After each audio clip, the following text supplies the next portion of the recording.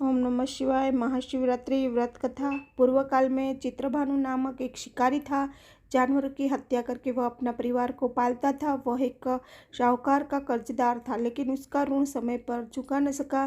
क्रोधित साहूकार ने शिकारी को शिव मठ में बंदी बना लिया। संयोग में उस दिन शिवरात्रि थी। शिकारी ध्यान मग्न होकर शिव संबंधित धार्मिक बातें सुनता रहा। चतुर्दश को उसने शिवरात्रि व्रत की कथा भी सुनी। शाम होते ही साहूकार ने उसे अपने पास बुलाया और ऋण चुकाने के विषय पे बात की।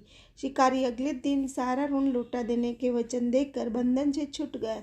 अपनी दिनचर्या के भांति वह जंगल में शिकार के लिए निकल गया, लेकिन दिन भर बंदी गृह में रहने के कारण भूख प्यास से व्याकुल था। शिकारी खोजता हुआ वह बहुत दूर निकल गया। जब अंधकार हो गया तो उसने विचार किया कि रात जंगल में ही बितानी पड़ेगी। वह एक तालाब के किनारे एक बेल के पेड़ पर चढ़कर रात बिताने का इंतजार करने लगा। बिल्व वृक्ष के नीचे शिवलिंग था, जो बिल्व पत्र से ढका हुआ था। शिकारी को उसका पता न चला। पड़ाव बनाते समय उसने जो टहनियाँ तोड़ी वे सहयोग से शिवलिंग पर गिरती चली गई। इस प्रकार दिन भर भूख प्यास शिकारी का व्रत भी हो गया और शिवलिंग पर बिलीपत्र भी चढ़ गए। एक पहर रात्रि बीत जाने पर वो एक गर्भिणी हिरणी तालाब पर पानी पीने पहुंची। शिकारी ने धनुष पर तीर चढ़ाकर जो ही प्रत्यंचा खींची। हिरणी बोली, मैं गर्भिणी हूँ, शीघ्र ही प्रसव करोगी। तुम एक साथ दो जीवों की हत्या करोगे, जो ठीक नहीं है। मैं बच्चे को जन्म देकर शीघ्र ही तुम्हारे समक्ष प्रस्तुत हो जाऊंगी, तब मार लेना। शिकारी का प्रत्यंचा ढील कर दी और हिरणी जंगल की झाड़ियों में लुप्त हो गई। प्रत्यंचा चढ़ाने तथा ढील करने के वक्त कुछ बिल्वपत्र अनायास ही टूटकर शिवलिंग पर गिर गए। इस प्रकार उससे अनजाने में प्रथम प्रहर का पूजन भी संपन्न हो गया। कुछ ही देर बाद एक और हिरणी उधर निकली और शिकारी की प्रसन्नता को ठिकाना न रहा। समीप आने उसने धनुष पर बाण चढ़ाया। तब उसे देखकर हिरणी विनम्रतापूर्वक निवेदन किया कि हे शिकारी, मैं थोड़ी देर में पहले ऋतु की निवृत्त हुई हूँ, कामांतु ही विरणी हूँ। मैं अपने प्रिय को खोज में भटक रही हूँ। मैं अपना पति से मिलकर शीघ्र ही तुम्हारे पास आ जाऊंगी। शिकारी ने उसे भी जाने दिया। 2 बार शिकार को खोज कर उसका माथा ठनका। वह चिंता में पड़ गया। रात्रि की आखिरी पहर बीत रहा था। इस बार भी धनुष से लगकर कुछ बेलपत्र शिवलिंग पर गिरे तथा दूसरे प्रहर की पूजा भी संपन्न हो गई। तब एक अन्य हिरणी अपने बच्चों के साथ उधर से निकली। शिकारी के लिए तो यह स्वर्णिम अवसर था। उसने धनुष पर तीर चढ़ाने में देर नहीं लगाई। वह तीर छोड़ने ही वाला था कि हिरणी बोली, हे शिकारी, मैं इन बच्चों को इनको पिता के हवाले करके लौट जाऊंगी।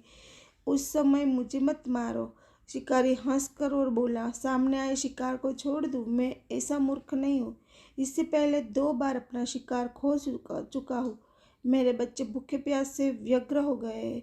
उत्तर में हिरणी ने फिर कहा, जैसे तुम्हें अपने बच्चों की ममता सता रही है, ठीक वैसे ही मुझे भी। हे शिकारी, मैं मेरा विश्वास करो, मैं उन्हें अपने पिता के पास छोड़कर तुरंत लौटने की प्रतिज्ञा करती हूँ।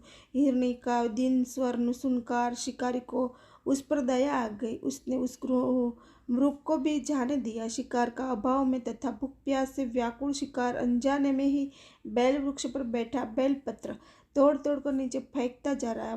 पौध फट को हुई तो फट रुष्ट पुष्ट मृग उसी रास्ते पर आया। शिकारी ने सोच लिया कि इस शिकारी वह अवश्य करेगा। शिकार की तनी प्रत्यक्षा देखकर मृग विनयी स्वर से बोला, है शिकारी, यदि तुम मुझसे पूर्व आने वाली 3 मृगिया तथा छोटे छोटे बच्चे को मार डाला है तो मुझे भी मारने का विलम्ब न करो, ताकि मुझे उनको वियोग में एक क्षण भी दुखी न सहना पड़े। मैं उन हरणियों का पति हूँ। यदि तुम्हें उन्होंने जीवन दान दिया है तो मुझे भी कुछ क्षण का जीवन दान दो। कृपा करो, मैं उनके मिलकर तुम्हारे समक्ष उपस्थित हो जाऊंगा। मृग की बात सुनते शिकारी के सामने पूरी रात का घटना चक्र घूम गया। उसने सारी कथा मृग को सुना दी। तब मृग ने कहा, मेरी 3 पत्नियां उस प्रकार प्रतिज्ञाबद्ध होकर गई है, मेरी मृत्यु से अपना धर्म का पालन नहीं कर पाएगी। अंत जैसे तुमने उन्हें विश्वास पात्र मानकर छोड़ दिया, वैसे मुझे भी जाने दो। मैं उन सबको साथ तुम्हारे पास शीघ्र ही उपस्थित होता हूँ। शिकारी ने उसे भी जाने दिया। इस प्रकार प्रांत हो गया। उपवास, रात्रि जागरण तथा शिवलिंग पर बेलपत्र चढ़ने से अनजाने में ही इस शिवरात्रि की पूजा पूरी हो गई। पर अनजाने में की हुई पूजन का परिणाम उस तत्काल मिला। शिकारी का हिंसक हृदय निर्मल हो गया, उसमें भगवत शक्ति का वास हो गया। शिकारी थी। कथा अनुसार महादेव को अनजाने में किए गए व्रत का भी फल दे देते हैं, पर वास्तव में महादेव शिकारी का दया भाव से प्रसन्न हुए। अपने परिवार के कष्ट का ध्यान होते हुए भी शिकारी ने मृत परिवार को जाने दिया। यह करुणा ही वस्तुत उस शिकारी को, उस पंडित का एवं पुजारियों का उत्कृष्ट बना देती है, जो कि सिर्फ रात्रि जागरण, उपवास एवं दूध दही एवं बेलपत्र आदि द्वारा शिव को प्रसन्न कर लेना चाहते हैं।